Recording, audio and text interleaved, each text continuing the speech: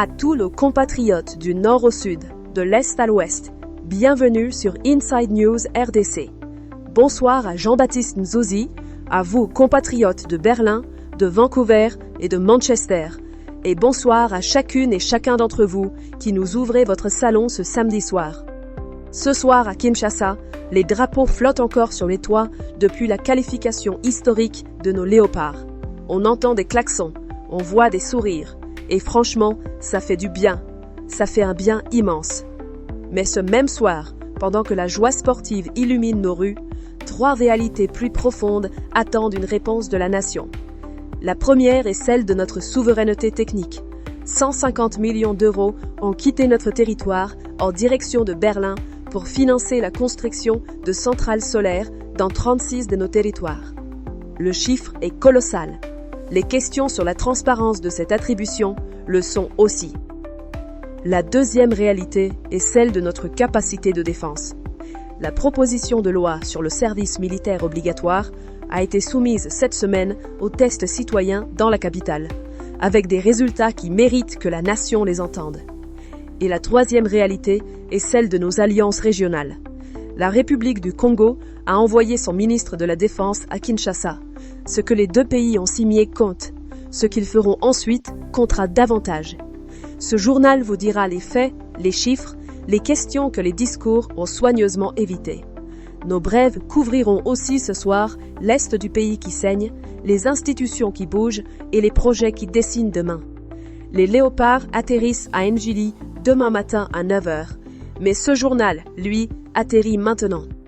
Le 2 avril 2026. L'Agence nationale de l'électrification et des services énergétiques en milieu rural et périurbain, notre ANSER, a officialisé la mise en vigueur d'un marché public avec l'entreprise allemande Goff Engineering.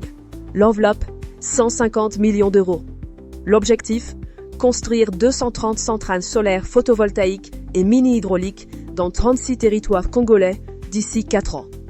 Le financement provient de la Commerzbank allemande, dont le conseil d'administration a validé le dossier avant qu'un accord soit conclu avec notre propre ministère des Finances. La signature initiale du contrat commercial avait eu lieu à Berlin en mars 2025, pas à Kinshasa. Ce montage n'est pas une anomalie africaine isolée. À l'échelle du continent, ce modèle porte un nom que les économistes du développement utilisent depuis des décennies. L'aide liée. Une banque occidentale finance, une entreprise du même pays exécute, et la majorité de la valeur contractuelle quitte le territoire bénéficiaire avant même que la première centrale soit inaugurée. Le Ghana en 2018, le Sénégal en 2021, l'Éthiopie en 2023 ont tous traversé ce chemin. Dans chaque cas, le résultat énergétique était réel, mais la question de la souveraineté technique restait entière. Selon le directeur général de l'ANSER, Cyprien Moussimar, qui avait signé le contrat à Berlin avec Romain Charlot, directeur Afrique francophone de Goff Engineering, la transaction respecte les procédures requises et représente une avancée significative pour la politique nationale d'électrification rurale. Sur le papier, le projet avance. 4 ans de travaux, 172 millions de dollars au taux actuel, 36 territoires qui sortiront de l'obscurité. Les données compilées depuis l'adoption de la loi numéro 10-010 du 27 avril 2010 sur les marchés publics en République démocratique du Congo racontent une autre histoire. Ce texte est explicite. Avant tout recours à un prestataire étranger, un appel d'offres national est obligatoire. Ce garde-fou de notre souveraineté économique a-t-il été respecté pour ce contrat de 150 millions d'euros ? Aucune trace publique d'une mise en concurrence nationale n'existe à ce jour. L'autorité de régulation des marchés publics, l'ARMP, n'a publié aucun avis documenté. Pendant ce temps, nos facultés polytechniques forment des ingénieurs spécialisés en énergie renouvelable. Des start-up congolaises installent des kits solaires du Nord Kivu au Congo central. Des entreprises nationales construisent des routes, des bâtiments, des barrages. Ils ont la compétence. Des organisations de surveillance des marchés publics soulignent depuis des années que le problème n'est pas l'incompétence de nos entrepreneurs. C'est l'absence de volonté politique de les consulter avant de traverser l'Atlantique. sur 150 millions d'euros. Une estimation conservatoire fondée sur les standards de ce type de contrat en Afrique indique que 60 à 70% de la valeur contractuelle quitte notre territoire. Salaire des cadres expatriés, marge bénéficiaire rapatriée à Francfort, équipements conçus et fabriqués en Europe. Pour nos frères et sœurs des 36 territoires, la lumière dans 4 ans sera réelle. Mais la dette qui la finance, c'est le portefeuille de chaque Congolais qui la remboursera. Et qui assurera la maintenance de ces 230 centrales dans 10 ans? Nos ingénieurs, si le contrat contient une clause de transfert de technologie sérieuse et contraignante. Sinon, un technicien appelé de Munich pour chaque panne. Ce n'est pas une hypothèse, c'est le schéma documenté de dizaines de projets africains similaires. Alors, la question n'est pas de savoir si nos territoires ont besoin de lumière. Ils en ont un besoin urgent. Le taux d'électrification rurale en RDC est de 1%. 1%. Cette honte nationale est réelle et elle exige une réponse. La question est, pourquoi cette réponse doit-elle systématiquement se construire avec les mains de l'autre? Le Parlement congolais a aujourd'hui le droit et le devoir d'exiger la publication intégrale des termes de ce contrat, les conditions de financement Commerzbank, le détail des clauses sur l'emploi local, les modalités du transfert de technologie et la preuve que la loi numéro 10.001.000 a été respectée. Un État qui signe à Berlin ce que ses propres enfants pourraient construire ici ne donne pas seulement un contrat à l'étranger. Il prive une génération entière de l'opportunité de prouver qu'elle est à la hauteur de l'héritage de ce pays. Cette question de confiance en notre propre capacité se pose aussi autrement depuis quelques jours. À Kinshasa même, dans une salle où des citoyens ont débattu de l'avenir de nos FARDC. Les 2 et 3 avril 2026, l'Institut congolais de recherche sur la politique, la gouvernance et la violence, l'Ebuteli, a organisé à Kinshasa un hackathon intitulé « Service militaire obligatoire en RDC, enjeux, faisabilité et perspectives citoyennes ». Le cœur du débat, la proposition de loi déposée à l'Assemblée nationale par le député Claude Mizaré, élu d'Ouvira au Sud Kivu, inscrite dans le calendrier de la session ordinaire en cours. Cette proposition vise à imposer à tous les Congolais de 18 ans à 30 ans une formation de 6 mois, 3 mois civiques et patriotiques, 3 mois militaires. En cas de crise sécuritaire persistante, les conscrits pourraient être réquisitionnés par le gouvernement. L'intention du député Mizaré est patriotique et personne ici ne la remet en cause. Face à plus de 30 ans d'agression à l'Est, face à l'infiltration qui ronge nos FARDC, l'idée que chaque Congolais porte une conscience défensive de son pays n'est pas absurde. Israël le fait, la Corée du Sud le fait, la Finlande le fait. Mais ces nations partagent un point commun que la proposition actuelle ne mentionne pas. Des casernes construites, des budgets précisément chiffrés, une administration capable de gérer des flux massifs de recrues sans effondrement logistique. La Corée du Sud forme ses appelés parce qu'elle dispose de l'infrastructure. Le coût, entre 250 millions et $1 milliard d'investissement initial selon la taille du dispositif, et plusieurs centaines de millions par an de fonctionnement récurrent. Florentin Mutula, collaborateur parlementaire du député Mizaré, a défendu la démarche lors du hackathon. La RDC a besoin que chaque Congolais s'approprie cette proposition, que le patriotisme devienne un réflexe et non un slogan. Le député Aldo Sali Chitoko a rappelé que la RDC a 9 voisins et que la menace de demain ne proviendra pas nécessairement du seul Rwanda. Le relevé factuel est plus sévère que le communiqué. La RDC compte plus de 100 millions d'habitants, dont 70% ont moins de 25 ans. La tranche de 18 à 30 ans représente potentiellement 15 à 20 millions de personnes. Aucun document officiel accompagnant cette proposition de loi ne précise le nombre de casernes disponibles, le budget nécessaire, ni la logistique requise pour accueillir, nourrir et former des centaines de milliers de recrues simultanément, sans paralyser les opérations en cours à l'Est. Sans cela, la proposition risque de rejoindre la longue liste des textes ambitieux dont l'Ebuteli a documenté le sort. Entre 2021 et 2025, seuls 22 moyens sur 458 déposés au Parlement ont été examinés. Des experts présents à l'hackathon ont mis en évidence 2 risques structurels. Premier risque, sans critères d'exemption transparents et publics, Ce service deviendra le service des pauvres, pendant que les fils des élites trouveront des universités étrangères pour y échapper. Second risque. Sans plan de formation rigoureux des instructeurs, les casernes accueilleront des recrues sans discipline, plutôt que des soldats. Ce débat, Inside News FDC l'avait mené dès le 11 décembre 2025, dans notre émission d'analyse Service national obligatoire en RDC, ambition patriotique ou illusion logistique. Disponible sur notre chaîne YouTube. Nous y avions notamment développé une proposition alternative et pragmatique, le SNO 50K.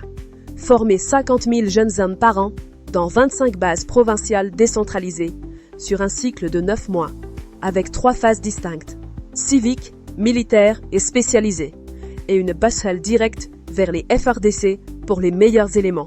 Un dispositif financièrement soutenable entre 115 et 185 millions de dollars par an en régime de croisière, et qui en 20 ans constituerait une réserve d'1 million de Congolais formés, capables de défendre leur territoire sans paralyser l'économie nationale.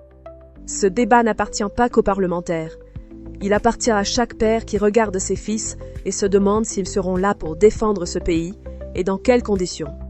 50 000 jeunes bien formés, bien encadrés, bien équipés, valent 100 fois mieux que 10 millions de recrues livrées à elles-mêmes. La discipline d'une armée ne se décrète pas. Elle se construit pierre par pierre, caserne par caserne, selon un plan rigoureux que cette nation mérite d'exiger de ses législateurs avant tout vote, de la force interne à la coopération externe. La même semaine où Kinshasa débattait de son armée nationale, le ministre de la Défense d'un voisin stratégique traversait le fleuve. Le 3 avril 2026, Charles Richard Monjo, ministre de la Défense de la République du Congo, est arrivé au port du Beach Mbobila de Kinshasa. Il a été accueilli par le général-major Lupwikila Marcel, secrétaire général à la Défense nationale des FARDC, invité du vice-premier ministre Guy Kabombo Mwadiamvita, son homologue congolais, le ministre de Brazzaville, est venu pour des échanges bilatéraux, un atelier avec des experts sectoriels des deux pays et une visite des infrastructures militaires des FARDC. L'agenda est précis. Renforcement du contrôle des frontières fluviales et terrestres communes. Lutte contre les traversées frauduleuses, harmonisation des approches sécuritaires. Cette visite n'est pas un protocole isolé. Elle est le 3e temps fort d'un processus construit méthodiquement depuis juillet 2025. À Oyo, les deux Congos avaient signé un accord-cadre transfrontalier lors de la 11e session de leur commission spéciale Défense et Sécurité. En février 2026, Guy Kabombo avait fait le chemin inverse vers Brazzaville, où la coopération militaire bilatérale, suspendue depuis 2015, avait été officiellement relancée. Le ministre congolais y avait reçu les honneurs militaires. La République du Congo avait alors solennellement réaffirmé qu'elle n'entreprendrait aucune action susceptible de porter atteinte à la sécurité collective de la sous-région. Ce sont les paroles. La visite d'avril à Kinshasa est censée leur donner des actes. Selon le vice-premier ministre Kabombo, cette initiative traduit une volonté politique claire de consolider la coopération militaire entre deux nations liées par des relations historiques et géographiques étroites. Le programme de la mission prévoit des séances avec des experts sectoriels pour approfondir le partage d'expériences. Un atelier est annoncé. La cadence de 2 rencontres ministérielles en moins de 60 jours est inhabituellement élevée pour produire des effets opérationnels concrets. Ce que les dépêches officielles ne mentionnent pas, c'est que ce qui aurait changé sur le fleuve depuis la relance de février. Aucune patrouille conjointe n'a été annoncée. Aucun chiffre sur la réduction des traversées frauduleuses. Aucun mécanisme de reddition de comptes rendu public. 2 réunions qui produisent un 3e atelier. C'est un processus. Mais la population du corridor Kinshasa-Brazzaville attend davantage que des dépêches de ministère. Des analystes qui suivent cette relation bilatérale posent une question simple. D'ici l'été 2026, ce processus aura-t-il accouché d'un plan d'action assorti d'un calendrier vérifiable, d'opérations coordonnées sur le fleuve et d'indicateurs de performance publique? Ou d'une 4e réunion ministérielle dans une 3e capitale? Pour nos compatriotes qui vivent et commercent le long de ce fleuve, la frontière fluviale n'est pas une ligne diplomatique. C'est la route de la commerçante qui passe avec ses marchandises. C'est le chemin de l'étudiant qui rejoint sa famille le week-end. C'est le filet de survie de milliers de foyers qui dépendent de la fluidité de ce corridor. Une frontière mieux sécurisée n'est pas une victoire protocolaire. C'est une protection concrète pour des millions de personnes qui n'ont pas le temps d'attendre un prochain atelier. Kinshasa et Brazzaville partagent plus de 1200 km de frontières. Ils partagent aussi la responsabilité de la sécurité de ceux qui y vivent. Les poignées de main sont là, les actes sont attendus.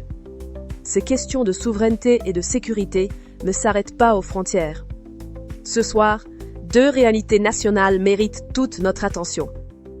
Lors de la 85e réunion du Conseil des ministres, tenue vendredi 3 avril à Kinshasa, le vice-premier ministre de l'Intérieur a rapporté une série d'incursions meurtrières des forces démocratiques alliées dans la localité de Bakafo, territoire de Mambasa, en Ituri. Entre le 31 mars et le 1er avril 2026, 43 civils ont perdu la vie en moins de 48 heures. Un campement des forces nationales a été incendié. Les localités de Kalitaf et MPA ont été pillées. En réponse, le Conseil a voté la prorogation de l'état de siège dans les provinces de l'Ituri et du Nord Kivu pour 15 jours supplémentaires, à compter du 17 avril. Ce régime d'exception est actif de façon continue depuis mai 2021. 5 ans, sans indicateur précis de sortie de crise publié par le gouvernement. Au Sud Kivu, le tableau est plus grave encore. Le gouverneur Jean-Jacques Puroussi Sadiki, lors d'un briefing de presse co-animé avec le ministre Patrick Mouyaya le 2 avril à Kinshasa, a décrit ce qu'il qualifie de stratégie d'extermination économique et sociale à Minembwe. Des massacres massifs de bétail appartenant aux communautés civiles à Bijombo, Mukenke et Minembwe. Des déplacements forcés de populations armes au poing vers des zones sous contrôle rebelle. Et l'existence de plusieurs dizaines de fosses communes documentées par Human Rights Watch. Certaines contiendraient plus de 200 corps, selon les autorités provinciales. Ces actes, que Kinshasa attribue au M23, appuyé par l'armée rwandaise, appellent une enquête internationale indépendante. La communauté internationale ne peut pas continuer à signer des accords de paix d'un côté et fermer les yeux sur des fosses communes de l'autre. Ce même Conseil des ministres, ce même vendredi, avait aussi accueilli une nouvelle qui, pour une fois, relevait de la joie nationale. Le président de la République a officiellement lancé la phase de préparation institutionnelle pour la Coupe du Monde 2026, suite à la qualification historique de nos léopards face à la Jamaïque dans la nuit du 1er avril, notre premier mondial en 52 ans d'absence. Le ministre des Sports et Loisirs a reçu instruction de concevoir un plan stratégique couvrant les dimensions techniques, médicales, psychologiques et logistiques. Le vice-premier ministre chargé du budget et le ministre des Finances ont été mis en alerte permanente pour répondre avec diligence à toute sollicitation justifiée. Un rapport de suivi sera présenté chaque vendredi au Conseil des ministres. Aucun montant global n'a été précisé lors de cette séance. Cette absence de chiffres posera bientôt la question que 110 millions de Congolais ont le droit de voir résolue. Combien coûte cette préparation et qui la finance concrètement? Sur ce même tableau du Conseil, la Première ministre a soulevé la question de la fuite de l'or congolais. 5 axes de réforme ont été présentés.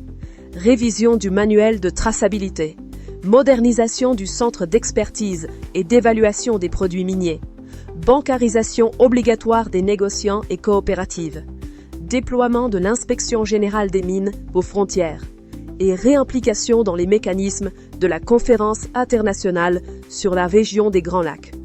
Ces recommandations émanent d'un groupe d'experts constitué lors de la 79e réunion du Conseil, tenue le 20 février dernier. 60 jours pour formuler 5 axes sans calendrier d'exécution précis. L'enjeu est connu. Chaque jour de retard représente des millions de dollars de manque à gagner pour notre trésor public. La prochaine étape critique sera la présentation du budget de mise en œuvre de cette réforme. C'est là que la volonté réelle de l'exécutif se mesurera. Ces réformes économiques et minière se joue dans un contexte mondial sous haute tension. À l'international ce soir, 2 signaux nous concernent directement.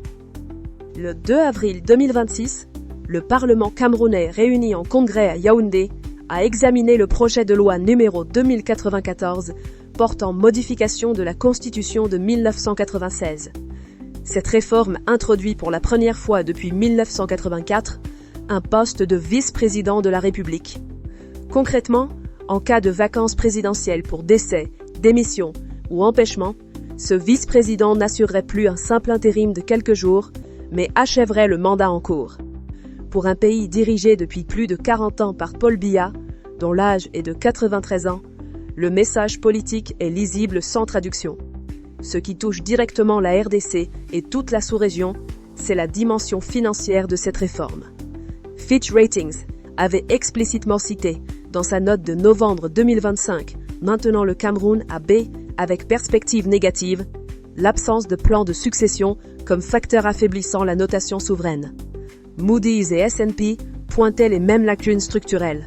Or, une notation dégradée, c'est un accès au financement international plus coûteux, des spreads qui s'élargissent, moins d'argent disponible pour les infrastructures, la santé, l'éducation. Le Cameroun a besoin de quelques 88 000 milliards de FCFA sur la décennie pour financer sa stratégie nationale de développement 2030. Sans accès au marché, ce chiffre reste une aspiration. La RDC doit retenir cette leçon. La qualité de nos institutions n'est pas une question purement politique. C'est une variable économique directe qui détermine le prix auquel nous pouvons emprunter pour financer notre avenir. Et pendant que la gouvernance camerounaise envoie ses signaux au marché, ces mêmes marchés sont traversés depuis des semaines par une tempête énergétique qui nous frappe directement au portefeuille. Depuis l'éclatement du conflit entre les États-Unis, Israël et l'Iran en février 2026, le baril de Brent a quitté la zone des $100 pour ne plus la retrouver. Ce vendredi 4 avril, les cours évoluent entre 109 et $120 le baril, avec des pics récents à $119,50 en séance. La cause principale, la paralysie quasi totale du détroit d'Ormuz, par lequel transite 20% du pétrole mondial. Donald Trump a averti que le conflit avec l'Iran pourrait se prolonger des semaines, sans aucune voie claire vers la réouverture de ce passage stratégique. Certains analystes projettent $130 d'ici mai, une hausse de 60% depuis le début du conflit en quelques semaines, du jamais vu depuis 1988. Pour notre nation, l'impact est immédiat. La Banque centrale du Congo enregistrait au 26 mars un Brent à $102,70, avant la reprise haussière liée aux menaces américaines sur l'île de Kharg. La fluidité de notre moteur économique, la mobilité de nos populations, le coût des transports dans nos provinces enclavées. Tout cela subit la pression de ces marchés agités par une guerre que nous n'avons pas choisie. Nos minerais stratégiques, eux, tiennent leur valeur. Le cobalt reste à $55 600 la tonne, en progression de 162,6% sur 12 mois. L'or a reculé de 5,1% sur la semaine à $4 456 l'once, sous pression du dollar renforcé. Ce que nos sols produisent enrichit le monde. Ce que le monde consomme par sa géopolitique appauvrit nos foyers. Cette équation-là, notre nation n'a pas fini de l'écrire à son avantage. Ces batailles se mènent dans des capitales lointaines. Mais sur notre propre terrain, des signaux urgents et des décisions importantes réclament notre attention ce soir. De nos institutions à nos frontières, de nos mines à nos terrains de football. Voici les informations que cette nation doit connaître avant de fermer les yeux ce soir. À Kinshasa, le Sénat a élu vendredi son nouveau deuxième vice-président, Norbert Basengezi Katintima, sénateur du Sud Kivu, avec 87 voix pour sur 95 votants. Ancien dirigeant de la Commission électorale nationale indépendante, il succède à Modeste Bahati Lukwebo, démissionnaire depuis le 21 mars. Le président du Sénat, Jean-Michel Sama Lukonde, a proclamé les résultats dans l'hémicycle. Basengezi est désormais chargé du contrôle parlementaire et des relations avec la Cour des comptes. C'est une responsabilité précise. Les Congolais attendront de voir comment elle s'exerce.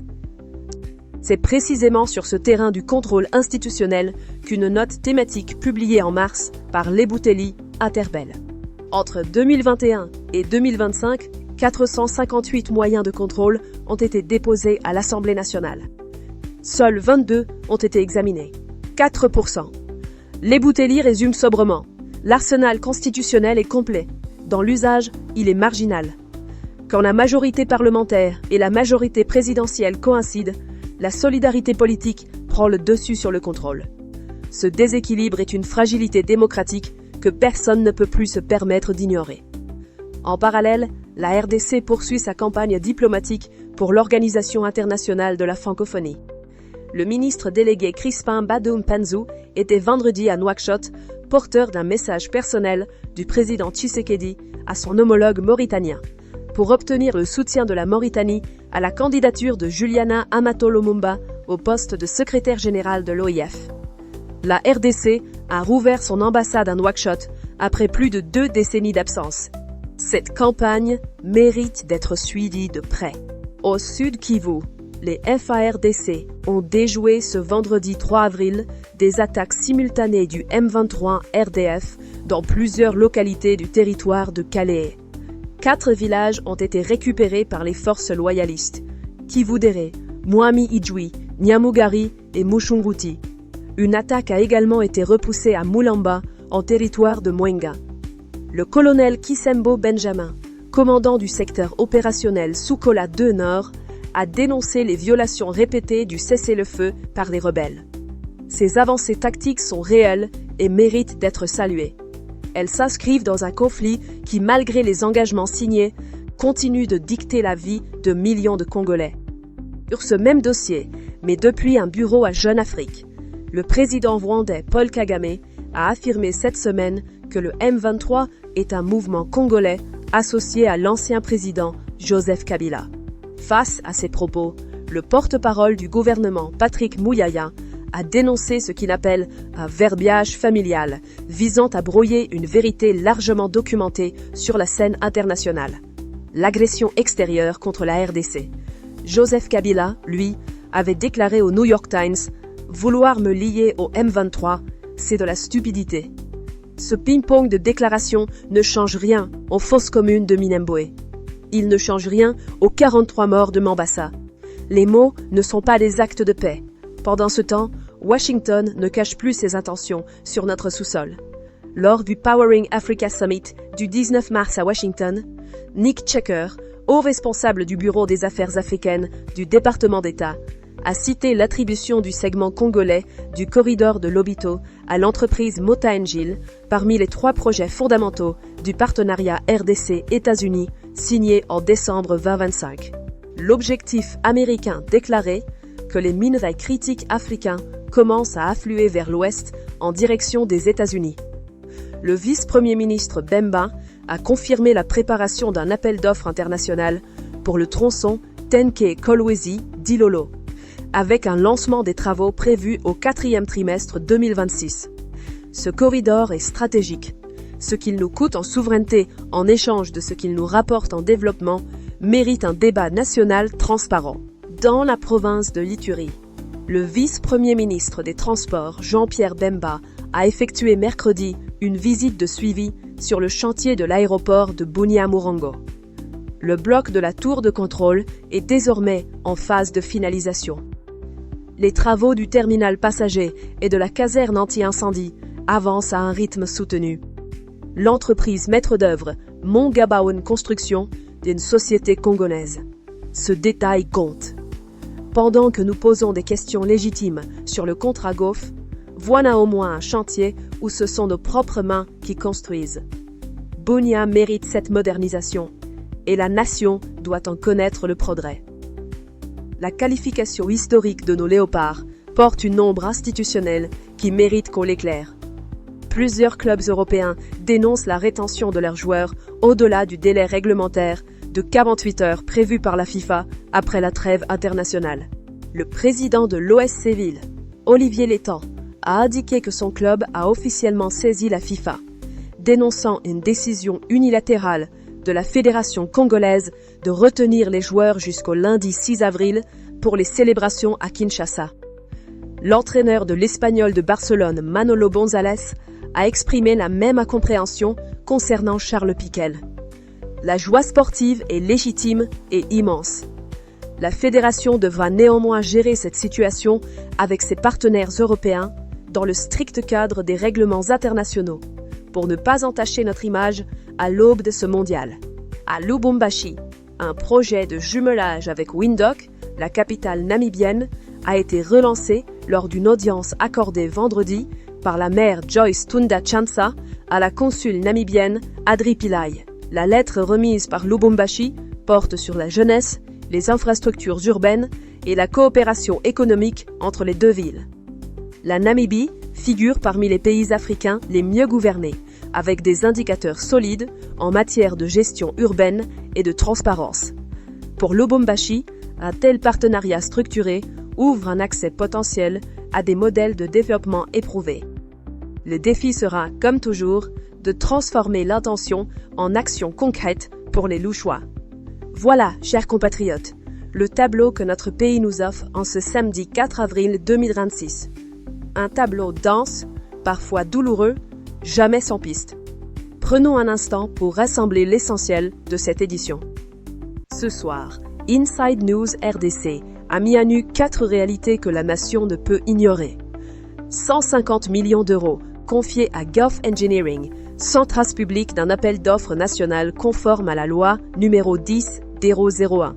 Le Parlement et l'ARMP ont un rôle à jouer avant que cette lumière rurale devienne un précédent de dépendance durable.